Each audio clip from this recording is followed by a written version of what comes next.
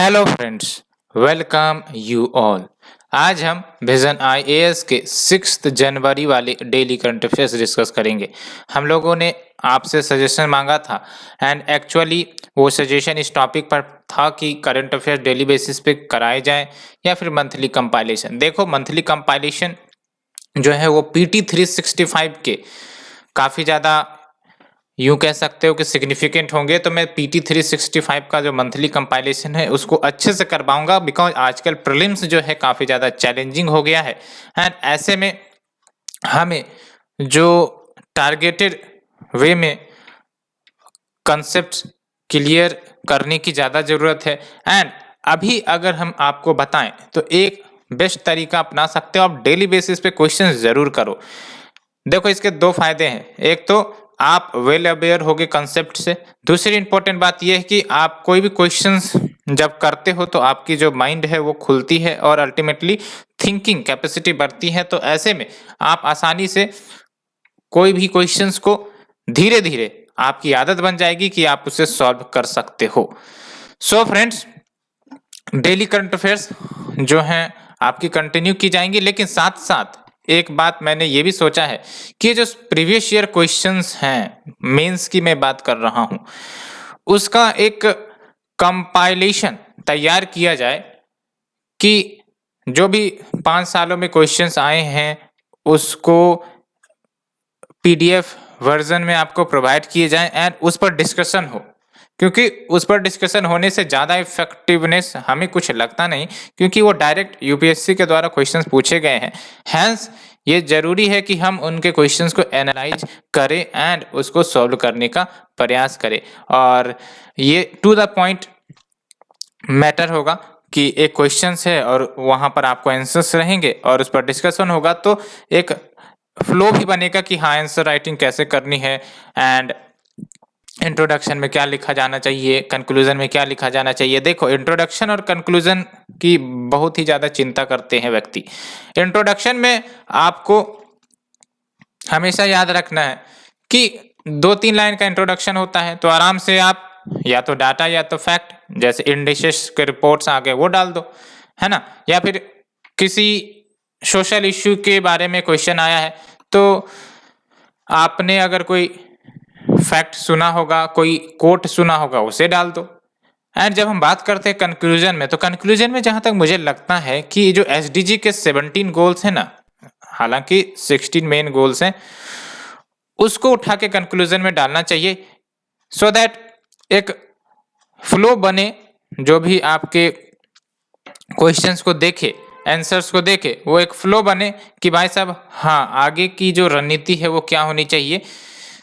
इस हिसाब से आपके जो आंसर्स हैं उसमें एक कहते हैं कि क्वालिटी निकल कर आएगी। तो एसडीजी गोल्स को हमेशा ध्यान में रखना है कि अगर कहीं पर भी कंक्लूजन आपको नहीं देखने को मिल रहा है, एसडीजी को चिपका देना है, ठीक है। इंट्रोडक्शन में आपको इंडिसेस जो हैं वो याद रख लेने हैं, जैसे इनइक्वलिटी का कभी क्वेश्चन आ गया तो वर्ल्ड इनइक्वलिटी रिपोर्ट आती है, या फिर आपका जो एजुकेशन से रिलेटेड आ गया तो आपका यूनेस्को का कुछ रिपोर्ट आता है, ये प्रथम एनजीओ आपने सुना होगा।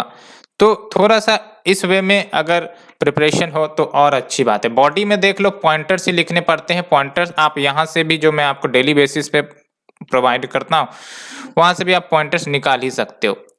सो friends, without delaying, let's move to our first article.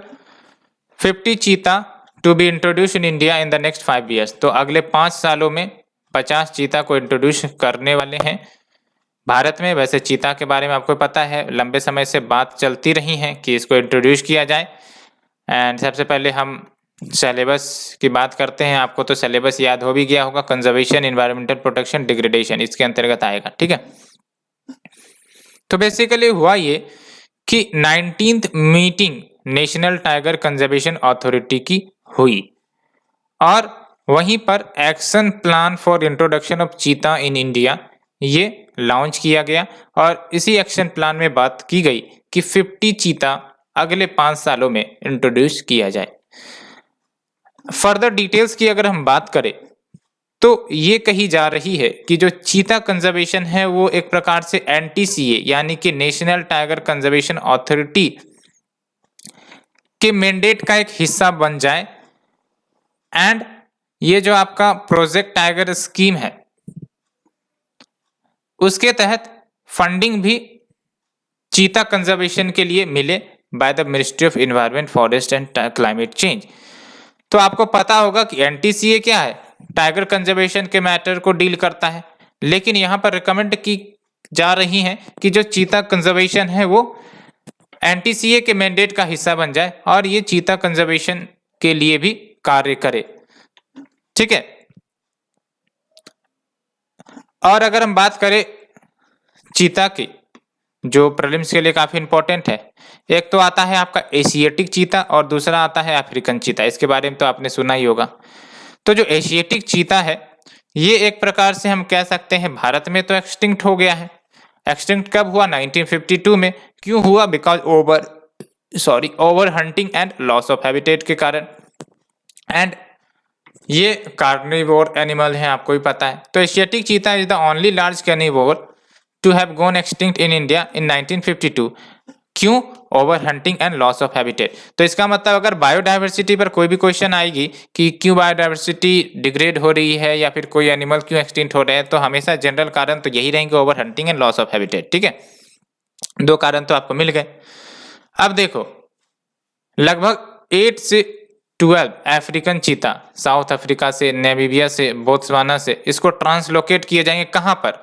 Kuno Palpur national park. अब ये Kuno Palpur national park news में आ गया, कहां पर है? मध्य प्रदेश में। तो ये प्रीलिम्स के लिए इंपॉर्टेंट हो जाती है। एंड अगर हम बात करें अफ्रीकन चीता की, तो अफ्रीकन चीता का जो आयुषियन स्टेटस है वल्नरेबल है और कहा जा रहा है कि एशियाटिक चीता को इंट्रोड्यूस करवा पाना मुश्किल होगा भारत में। दैट्स वाई अफ्रीकन चीता को रीइंट्रोड्यूस किया जा रहा है इंडिया में। बिकॉज एक तो एशियाटिक चीता सिर्फ ईरान में ही मिलती है, आपको पता है। दूसरी नंबर ये कि काफी कम पॉपुलेशन है। एंड तीसरी इंपॉर्टेंट बात ये कि क्रिटिकल इंडेंजर है। तो अगर इसे लाया जाएगा, हो सकता है सरवाइव न कर पाए, तो और ज्यादा जो कंसर्न्स है वो बढ़ जाएंगे। ठीक है।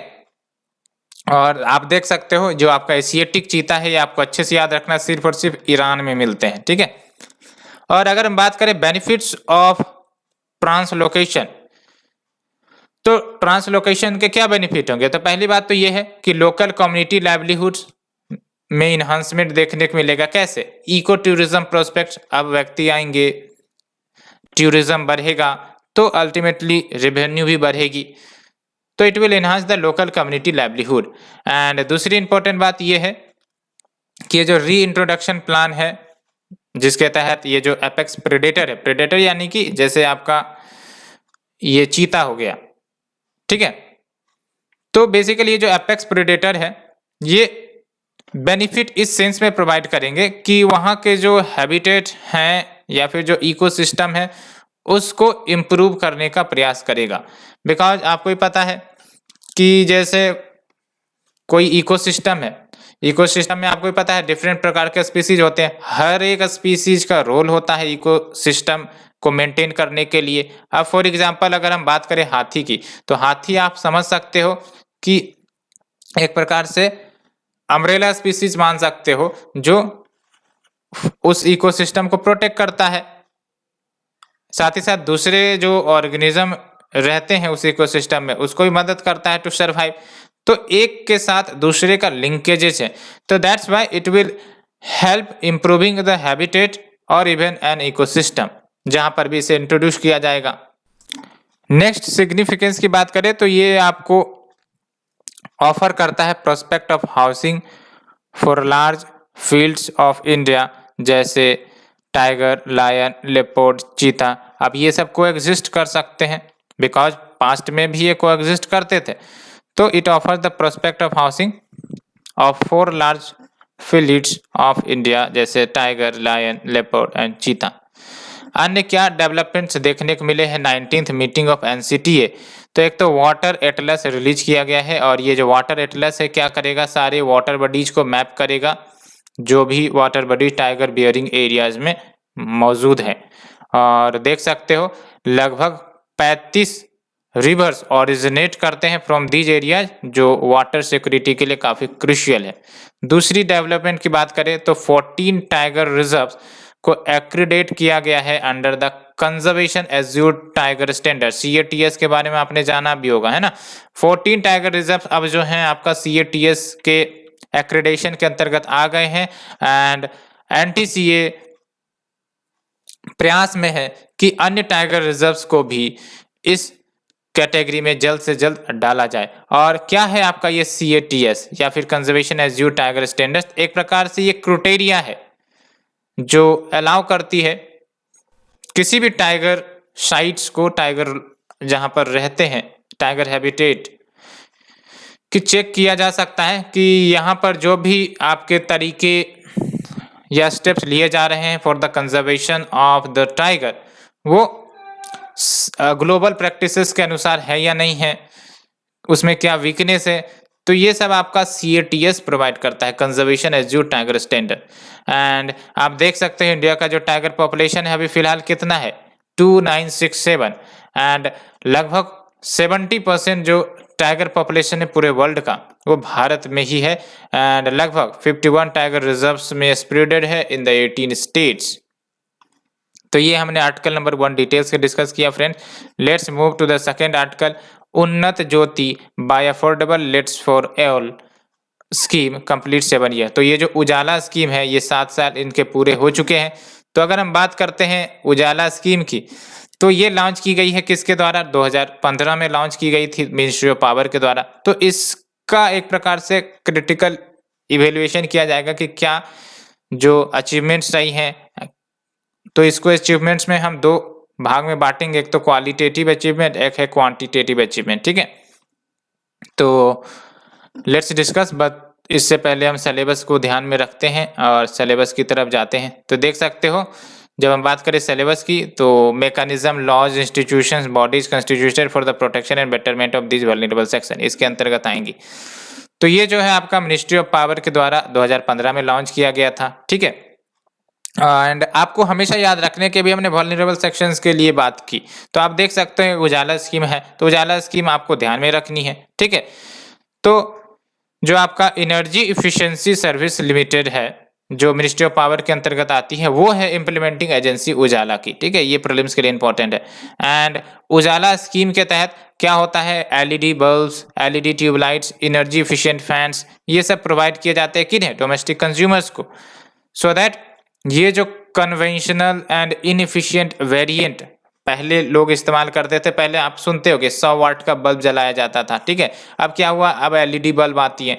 तो उजाला स्कीम के तहत क्या होता है कि आपको सब्सिडाइज रेट पर ये सब जो प्रोडक्ट्स है LED बल्ब्स या फिर LED ट्यूबलाइट्स ये मिल जाते हैं, सो दैट आप प्रेरित हो सके इन प्रोडक्ट्स को लेने के लिए। एंड बेनिफिट क्या होगा अगर ओवरऑल देखें तो एनर्जी कंजर्वेशन होगा, है ना। पहले आप 100 वाट के बल्ब जलाते थे, लेकिन अब क्या है, आप जो है 10 वाट 12 वाट के बल्ब जलाते हो, काम चल जाता है। तो आप समझ सकते हो ये एनर्जी एफिशिएंसी का कितना बढ़िया एग्जांपल है, ठीक है। तो इसका बेसिक ऑब्जेक्टिव वही था कि ये डोमेस्टिक कंज्यूमर्स को प्रोवाइड किए जाते हैं for replacement of conventional and inefficient variant. Objective क्या है, एफिशिएंट लाइटिंग प्रमोट करना, इलेक्ट्रिसिटी बिल्स रिड्यूस करना। वही मैंने आपको बताया, पहले 100 वाट के बल्ब यूज करते थे, पहले हैवी वाट के फैंस या फिर अन्य प्रोडक्ट्स यूज करते थे। अब क्या हो रहा है, जो वाट है वो कम होती जा रही है, 10 वाट 12 वाट 15 वाट इन सब में काम चल जाता है ना, LED बल्ब्स के माध्यम से। तो इससे 2-3 बेनिफिट हो रही है, एक तो एफिशिएंट लाइटिंग, दूसरी इलेक्ट्रिसिटी बिल्स भी कम हो रही है, तीसरी इंपॉर्टेंट बात it also helps to preserve the environment. कैसे प्रिजर्व द एनवायरनमेंट, मैंने आपको बताया। अब जितना ज्यादा एनर्जी कंज्यूम होगा, अब बताओ जो थर्मल पावर प्लांट से उनकी रिक्वायरमेंट तो बढ़ेगी ना प्रोड्यूस करने की, उनको और ज्यादा प्रोड्यूस करना पड़ेगा इलेक्ट्रिसिटी। तो अब वो प्रोड्यूस तो कर रहे हैं कोल से, तो इनडायरेक्टली वो क्या कर रहे हैं, ग्रीन हाउस गैसेस इमिट करेंगे, because larger production means larger release of GHG। तो इस प्रकार से इन्वायरमेंट भी प्रिजर्व हो पाते हैं। एंड अगर हम बात करें quantitative achievements and qualitative achievements की, तो देख सकते हो क्वांटिटेटिव अचीवमेंट में लगभग 36.78 करोड़ LED बल्ब डिस्ट्रीब्यूट किए गए हैं। इसको आप इस एंगल से समझने का कोशिश करो कि इतने बल्ब जब डिस्ट्रीब्यूट हुए तो आप अंदाजा लगाओ कि कितनी ज़्यादा एनर्जी सेविंग हुई होंगी घरों में। और एनर्जी सेविंग का मतलब क्या है? बिल कम होना। दूसरी इंपॉर्टेंट बात क्या है? एनवायरनमेंट का प्रोटेक्शन होना। तीसरी इंपॉर्टेंट बात क्या है कि जो एनर्जी रिक्वायरमेंट है वो आसान से फुलफिल हो सकती हैं। And next is your 47,778 million kilowatt hour per annum energy ये सेव हुई है। मैंने आपको बताया है ना, इतनी million kilowatt hour per annum energy save होती है, ये आप लिख सकते हो, ठीक है point. And next is your 9,565 megawatt off peak demand ये अवॉइड हुई हैं because of that along with what 6 along with 386 crore tons of reduction of CO2 emissions। ये फैक्ट आप सब्सटेंशिएट कर सकते हो, ठीक है। तो 386 crore tons of reduction of CO2 emission।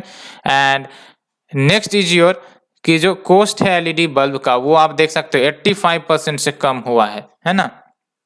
तो ये सब कुछ बेनिफिट्स लाई गई हैं। दैट्स वाई लोग जो हैं एडॉप्ट हो रहे हैं to accept the LED bulbs. Otherwise अगर गवर्नमेंट सब्सिडी बल्ब में ना प्रोवाइड करे तो फिर ये एलईडी बल्ब महंगे आएंगे, तो लोग जो है आकर्षित नहीं होंगे एलईडी बल्ब को लगाने के लिए, तो फिर जो मेजर ऑब्जेक्टिव्स रखी गई है वो भी अचीव नहीं हो पाएंगी। एंड अब देख सकते हो मेजर क्वालिटेटिव अचीवमेंट में क्या है, तो देख सकते हो इस प्रोग्राम के तहत गवर्नमेंट ने ट्रांसपेरेंसी इंश्योर रखने की बात करी है, साथ ही साथ कंपटीशन को बढ़ाने की बात की है। कैसे? E procurement of goods and services. And इसके कारण जो ट्रांजैक्शन कॉस्ट है, टाइम है, दोनों में रिडक्शन हुआ है, साथ ही साथ प्रोसेस एफिशिएंसी भी देखने को मिली है। And as a part of inclusive growth strategy जो EESL है, यानी कि EESL की बात हमने की अभी फिलहाल, एनर्जी एफिशिएंसी सर्विस लिमिटेड जो मिनिस्ट्री ऑफ पावर के अंतर्गत आती है, इन्होंने सेल्फ हेल्प ग्रुप का भी सहायता लिया है for distribution of LED bulbs under the Ujala programme. तो देख सकते हो SHG का रोल यहाँ पर भी आपको देखने को मिल रहा है कि किस प्रकार से कोई गवर्नमेंट स्कीम चलाती है तो उस स्कीम्स को सक्सेसफुल बनाने में कहीं ना कहीं SHG का भी योगदान हम नहीं भूल सकते, because we have the topic role of SHG mains में आपने देखा भी होगा, मैंने आपको बताया भी है। एंड देख सकते हो एलईडी बल्ब्स अंडर उजाला स्कीम क्या है आपका बेनिफिट? इन्वायरमेंट फ्रेंडली है, एनर्जी सेविंग भी करता है, ब्राइटर लाइटिंग है, मनी सेविंग है ना, बिल कम हो जाती हैं। तो ये सब कुछ बेनिफिट्स हमने डिस्कस किया। Let's move to the next article friend. 6 one district one product brand launch कर दिए गए हैं under the PMFME scheme. PMFME scheme यानी कि Pradhan Mantri formalisation of micro food processing enterprises scheme, इसके अंतर्गत आती है। तो सिलेबस की अगर हम बात करें तो आपका जो तीसरा आर्टिकल है उसे हम डिस्कस करेंगे, Indian economy issues related to planning mobilisation of resources growth development and employment, इसके अंतर्गत आएगी। तो देख सकते हो जो ministry of food processing industry है, इन्होंने एग्रीमेंट साइन किया था नाफीद के साथ। नाफीद एक संस्था है, आपको ही पता है, ठीक है। और इसके तहत 10 ब्रांड्स को डेवलप करने की बात थी under its branding and marketing component of the Pradhan Mantri formalisation of micro food processing enterprises scheme.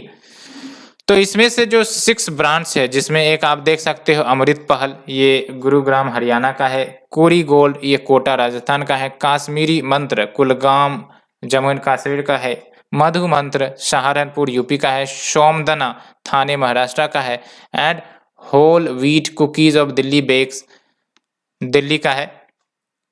ये लॉन्च की गई है ना। एंड नाफीद के अनुसार चले तो कंज्यूमर्स के बेनिफिट के लिए longer shelf life in products की रखने की बात की गई है, along with keeping these products as fresh. And अगर हम बात करें ODOP की, यानी कि ये जो आपका one district one product scheme, नाम से ही पता चल रहा है ये क्या करने का प्रयास कर रहा है कि जो आपका कोई एक डिस्ट्रिक्ट है वहां पर कोई यूनिक प्रोडक्ट है, तो उस यूनिक प्रोडक्ट को आधार मानकर इस पर कार्य किया जाए, इसको इम्प्रूव किया जाए, सो दैट इसको ब्रांड के रूप में पेश किया जाए। और जनरली आप देखते होंगे एक न एक डिस्ट्रिक्ट के यूनिक प्रोडक्ट होते ही है, और अगर इसको ब्रांड और मार्केटिंग दोनों प्रोवाइड कर दी जाए तो कितना बड़ा सिग्निफिकेंट बेनिफिट मिल सकता है। हम इसे एक्सपोर्ट कर सकते हैं, हमारी जो इनकम है वो बढ़ सकती है, एंड उस डिस्ट्रिक्ट का भी एक प्रकार से डेवलपमेंट भी इंश्योर हो सकेगा, है ना। तो ये जो आपका ODOP इनिशिएटिव है, इसका एम क्या है? सेलेक्ट करो, ब्रांडिंग करो, प्रमोट करो one product from each district of the country. And benefit क्या निकल कर आएगा? होलिस्टिक सोशियो इकोनॉमिक ग्रोथ हो सकेगा सारे रीजन्स में, बिकॉज हर एक डिस्ट्रिक्ट पर जब हम फोकस करेंगे तो होलिस्टिक सोशियो इकोनॉमिक ग्रोथ होगा, सबके जो इनकम है बढ़ेंगे, सबकी जो लाइवलीहुड है वो इम्प्रूव होगी, ठीक है, सोशियो इकोनॉमिक कंडीशंस अच्छी होंगी, साथ ही साथ इन्वेस्टमेंट भी अट्रैक्ट हो सकेगा in the district and based on that investment manufacturing and export दोनों प्रमोट हो सकेंगे, साथ ही साथ एम्प्लॉयमेंट तो जनरेट होएगा ही होएगा। अलोंग विथ इकोसिस्टम प्रोवाइड किया जाएगा इनोवेशन या फिर टेक्नोलॉजी के इस्तेमाल के लिए डिस्ट्रिक्ट लेवल पर, सो दैट वो प्रोडक्ट कम्पिटिटिव बन सके in the market and domestic as well as international market में भी इस प्रोडक्ट की पहचान हो अलोंग विथ कम्पिटिटिव प्राइस। और याद रखना है PMFE स्कीम, ये सेंट्रली स्पॉन्सर्ड स्कीम है, आत्मनिर्भर भारत के अंतर्गत आती है और इसका बेसिक ऑब्जेक्टिव यही है कि जो भी आपके एग्जिस्टिंग इंडिविजुअल माइक्रो एंटरप्राइजेज है उसकी कम्पिटेटिवनेस को बढ़ाना है ना, कि वो compete कर सके अदर प्रोडक्ट्स जो मार्केट में पहले से एग्जिस्ट करते हैं in the unorganized segment of the food processing industry and to promote formalization of the sector. And one of the objective is also कि जो सेक्टर है फूड प्रोसेसिंग इंडस्ट्री में बहुत सारे अनऑर्गेनाइज सेगमेंट आ जाते हैं, तो उनको फॉर्मलाइज करना भी एक इम्पोर्टेंट कंपोनेंट है। तो ये फ्रेंड्स हमने 2 आर्टिकल डिस्कस किए। Let's move to the third article. Telecommunication engineering centre releases code of practice for securing consumer internet of things report. तो ये जो आपका टेलीकम्युनिकेशन इंजीनियरिंग सेंटर है, इन्होंने code of practice for securing consumer internet of things report ये आपका release किया है। तो बात करेंगे इसके बारे में, लेकिन सबसे पहली बात तो सिलेबस में हम चल लेते हैं। आर्टिकल नंबर 4 डिस्कस कर रहे हैं, awareness in the field of IT, इसके अंतर्गत आएगा। तो देख सकते हो ये जो आपका टेलीकम्युनिकेशन इंजीनियरिंग सेंटर है under the department of telecommunication, इन्होंने एक रिपोर्ट जारी की है जो बेसिकली बेसलाइन रिक्वायरमेंट है aligned with the global standards and best practices. यानी कि जो आपका रिपोर्ट जारी किया गया है वो बेसिकली रिक्वायरमेंट की बात करता है जो global standards and best practices पर आधारित है। तो ये जो गाइडलाइंस है वो मदद करेगा कि जो आपके कंज्यूमर IoT डिवाइसेस हैं एंड इकोसिस्टम है ना, उसको सिक्योर किए जाएं, बिकॉज ये सब जो IoT डिवाइसेस हैं आपको पता है साइबर अटैक्स के लिए ज़्यादा वल्नरेबल है, और खासकर वो डिवाइसेस जो चीप होते हैं। एंड फॉर एग्जांपल अब चाइनीज प्रोडक्ट है, अब चाइनीज प्रोडक्ट आप देख सकते हैं एक तो सस्ते आते हैं, लेकिन एक कंसर्न्स भी तो है कि हो सकता है डाटा लीकेज हो जाए, बहुत बार ऐसी घटनाएं आई हैं। तो that's why we should be aware and we should also focus on securing the consumer IoT devices so that vulnerabilities न हो सके कंज्यूमर्स के लिए। तो देख सकते हो एक तो securing the consumer IoT devices and ecosystem, दूसरी बात managing the vulnerabilities and it is intended for use by IoT device manufacturers. तो ये सब जो गाइडलाइंस है किसके लिए अप्लाई होंगी? तो जो IoT डिवाइस मैन्युफैक्चरर्स है उनके लिए, सर्विस प्रोवाइडर है उनके लिए, एप्लीकेशन डेवलपर्स हैं उनके लिए। एंड जब हम बात करते हैं IoT devices internet of things, तो इसका मतलब क्या है? इसका मतलब सिंपल सा है कि लेट्स से कि आपका कोई घर है, ठीक है, एंड उस घर में बहुत सारी चीज़ें जो डिवाइसेस लगी हैं, फ्रिज है, TV है, AC है, सब कुछ लगा हुआ है। एंड IoT डिवाइसेस क्या करेगा? सबको एक नेटवर्क से जोड़ेगा, ठीक है, और आपके पास एक रिमोट होगा या फिर यूं कह सकते हो कि सेंसर्स लगाए गए होंगे, और उस सेंसर्स या फिर रिमोट कंट्रोल के आधार पर आप अपने प्रोडक्ट्स को रेगुलेट कर सकते हो। जैसे AC अपने आप ऑफ हो जाएंगी जब आप रूम से बाहर जाओगे, या फिर कोई बटन दबाओगे तो अल्टीमेटली जो TV है वो बंद हो जाएगी, कुछ इसी प्रकार से सिस्टम। यानी कि एक प्रकार से आपने इंटरनेट को घुसेड़ दिया है आपने फिजिकल डिवाइसेस में, और इंटरनेट के माध्यम से आप सारे डिवाइसेस को रेगुलेट करने का प्रयास करते हो, ठीक है, ये बातें आती हैं। तो IoT यानी कि internet of things describes network of physical object जो सेंसर से इम्बाइब कर दिए जाते हैं, सॉफ्टवेयर या फिर अदर टेक्नोलॉजी से इम्बाइब कर दिए जाते हैं, और उन सारे डिवाइसेस को कनेक्ट किया जाता है नेटवर्क से, एंड डाटा एक्सचेंज किए जाते हैं with other devices and systems over the internet. तो एग्जाम्पल भी हम देखेंगे, यहाँ पर देख लो बेस्ट एग्जाम्पल है। And as per the projection लगभग 26.4 बिलियन IoT डिवाइसेस अभी फिलहाल सर्विस में है, ग्लोबली होने वाले हैं बाय 2026। लेकिन कंसर्न्स क्या है? Hacking of the devices. अब एक ही नेटवर्क से कनेक्टेड है, वो नेटवर्क को ही हैक कर लिया गया तो एक प्रकार से सारा जो चीजें हैं डिवाइसेस है उसका तो कंट्रोल हो गया ना उस हैकर के हाथों में। तो yes, hacking of the devices या networks would harm the companies, organisation, nation and more importantly the people. क्योंकि डाटा ब्रीच होगा या फिर मान के चलो कि खतरे बहुत है, इतना तो मानना पड़ेगा। ये जो IoT डिवाइसेस है जितना आकर्षित लगती है उसके खतरे भी बहुत हैं। तो ये देखते हो इंटरनेट ऑफ थिंग्स है, मैंने इसको कनेक्ट किया लेट्स से कि IoT डिवाइसेस से, ठीक है, and there is IoT enabled cities. तो एक भी नेटवर्क को अगर हैक कर लिया गया तो मान के चलो अगर कोई ट्रैफिक सिस्टम है वो IoT डिवाइसेस से लिंक्ड है तो वो पूरा ट्रैफिक सिस्टम ही खतरे में आ जाएगा। तो इसके इम्प्लिकेशंस जो है बहुत ही ज़्यादा नुकसानदायक हो सकते हैं। इनिशिएटिव्स क्या क्या लिए गए हैं by DOT to secure the IoT devices, ये जरूर याद रखना है। या फिर यूँ कह सकते हो कि साइबर सिक्योरिटी को इंश्योर करने के लिए क्या क्या कदम उठाए गए हैं फिलहाल। तो एक तो mandatory testing and certification of devices prior to sale, यानी कि IoT डिवाइसेस सेल होने से पहले इसका टेस्टिंग होना चाहिए, सर्टिफिकेशन होना चाहिए, है ना, प्रियर टू सेल या फिर प्रियर टू इंपोर्ट या फिर use in India under the Indian telegraph amendment rules 2017। ये अच्छे से याद रखना है, ठीक है। Mandatory testing and certification of devices prior to sale, import या use in India under the Indian telegraph amendment rules 2017 and security by design principle, ये इम्प्लीमेंट किए जाने चाहिए by manufacturer in the IoT devices manufacturing to ensure encryption हो सके। And national trust centre लाया गया है under the edges of TEC, ये क्रिएट किया जाएगा, है ना। तो फ्रेंड्स ये कुछ इनिशिएटिव देखे हैं। Let's move to the next article. Traditional vaccine as effective as your scientist के तरफ से स्टेटमेंट आया है, देखेंगे हम। सिलेबस की अगर हम बात करें तो बायोटेक्नोलॉजी में आप इसे ले सकते हैं, इश्यूज रिलेटेड टू हेल्थ में भी आप इसे कंसिडर कर सकते हो। तो देख सकते हो रिसेंट रिसर्च जो कंडक्ट की गई इसने इंडिकेट किया कि जो वैक्सीन्स हैं जो ट्रेडिशनल अप्रोचेस से बनाए जाते हैं, ट्रेडिशनल तरीके से बनाए जाते हैं, जैसे इनएक्टिवेटेड फॉर्म ऑफ डिजीज या फिर कोई पैथोजन को हम डाल देते हैं एंड उससे हम वैक्सीन बनाते हैं। तो क्या होता है इनएक्टिवेटेड, यानी कि इतना ज़्यादा कमजोर कर दिया जाता है उस वायरस को एंड उसके बाद उसकी वैक्सीन तैयार कर दी जाती है, उसके बाद वो शरीर में इंसर्ट की जाती है कि भले ही वो वायरस आपका उतनी ज़्यादा मजबूत नहीं है, कमज़ोर है, तो हमारी बॉडी जो है उस वायरस से फाइट कर सकती है और इम्यूनिटी बना सकती है। ये होता है आपका inactivated form of disease causing pathogen like vaccine, ठीक है।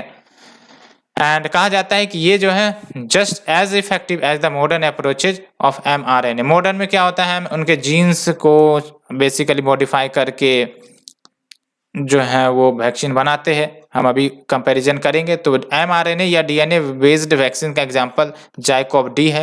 एंड याद रखना है आपको इनएक्टिवेटेड फॉर्म ऑफ वैक्सीन वो आपका कोवैक्सीन है, ये भी आप याद रखना है क्योंकि एग्जाम्स में पूछे जा सकते हैं।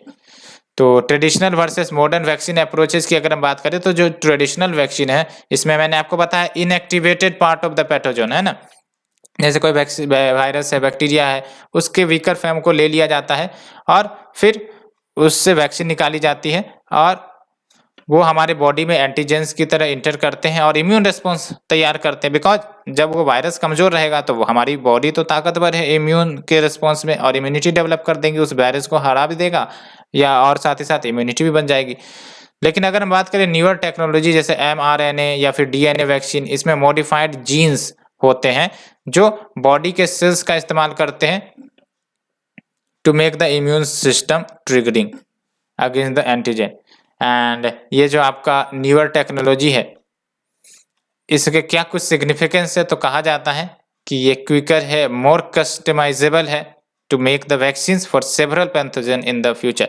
एंड mRNA वैक्सीन कैसे कार्य करता है, तो हम mRNA इंट्रोड्यूस करते हैं जो बेसिकली एक वायरस का प्रोटीन ही होता है which is found on the virus outer membrane and देख सकते हैं जो part of normal immune response, ये जो इम्यून सिस्टम है रिकॉग्नाइज करता है उस प्रोटीन को कि भाई साहब ये जो प्रोटीन है ये फॉरेनर है, ये हमारे शरीर में पहले एग्जिस्ट नहीं किया, तो पहले से आइडेंटिफाई कर लेगा फॉरेनर है, एंड स्पेशलाइज्ड प्रोटीन्स प्रोड्यूस करेगा उस फॉरेनर एंटीजन के खिलाफ, जिसको हम कहेंगे एंटीबॉडी, और अल्टीमेटली वो एंटीबॉडी पैथोजेंस को फाइट करने में मदद करेगी।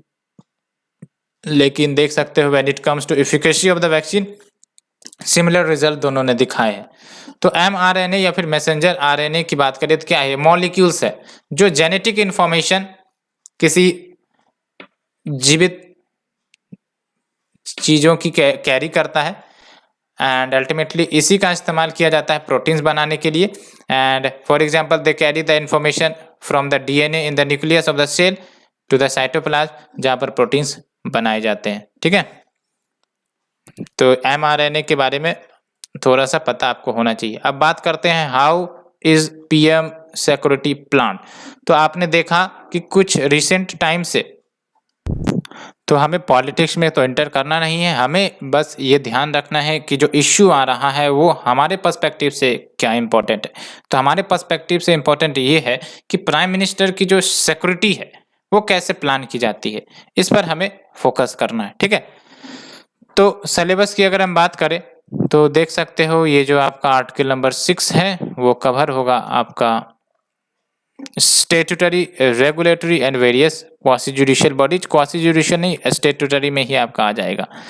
ठीक है, तो जो PM की सिक्योरिटी है जब भी वो कहीं विजिट करते हैं तो इसकी जो प्लानिंग है वो काफ़ी ज़्यादा एलोबरेट एंड कम्प्रिहेंसिव एक्सरसाइज होती है, और इसके लिए central agencies and state police forces दोनों का इन्वॉल्वमेंट होता है।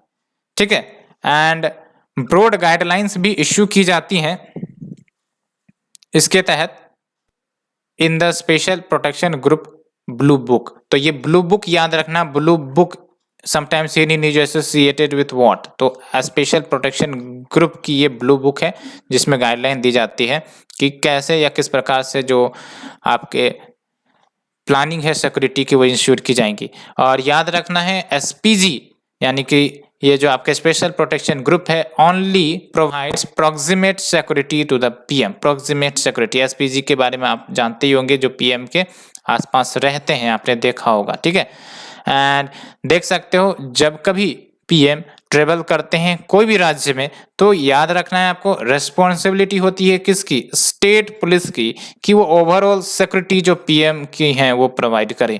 एंड अलोंग विथ व्हाट, इनकी रेस्पॉन्सिबिलिटी होती है इंटेलिजेंस गैदरिंग की, रूट क्लियरेंस की, वेन्यू सैनिटेशन की, क्राउड मैनेजमेंट की। एंड जो सेंट्रल इंटेलिजेंस एजेंसीज हैं ये क्या रेस्पॉन्सिबल होते हैं, तो ये इनपुट जानकारी देते रहती हैं, नाम से ही पता चल रहा है सेंट्रल इंटेलिजेंस एजेंसीज, तो इंटेलिजेंस इंफॉर्मेशन प्रोवाइड की जाती रहती हैं लगातार कि कोई खतरा तो नहीं है। लेकिन SPG जो है यानी कि स्पेशल प्रोटेक्शन ग्रुप, ये जो है फाइनल कॉल लेता है कि कैसे PM की सिक्योरिटी अरेंज की जानी है। एंड स्पेशल प्रोटेक्शन ग्रुप ये प्रीलिम्स के लिए इंपॉर्टेंट हो सकती है। इस कंसेप्ट को 1985 में लाया गया था by the act of parliament, जिसको हम SPG एक्ट 1988 कहते हैं। ठीक है, एंड इसका मतलब क्या हुआ, स्टेटूटरी रिकॉग्निशन है आपका SPG का। ठीक है, एंड क्या बेसिक इंटेंशन था, तो एक तो प्रॉक्सिमिटी सिक्योरिटी प्रोवाइड की जाए PM को as well as former PMs को, एज वेल एज उनके इमीडिएट फैमिली मेंबर्स हैं उनको। एंड ये जो SPG है इन्होंने इनोवेटिव मेथड्स अडॉप्ट किए हैं not only in its working but also overall security arrangements में, जहां पर कोलैबोरेशन अच्छा खासा देखने को मिलता है IB के साथ एंड स्टेट या UT पुलिस फोर्सेस के साथ। सो फ्रेंड्स, ये थी हमारी आज की डिस्कशन, होप आप लोगों को पसंद आई होगी। एंड अगर पसंद आई है तो प्लीज लाइक शेयर सब्सक्राइब करें। Thank you friend, thank you very much for the discussion. Please do subscribe our Telegram channel. Thank you friend, thank you very much.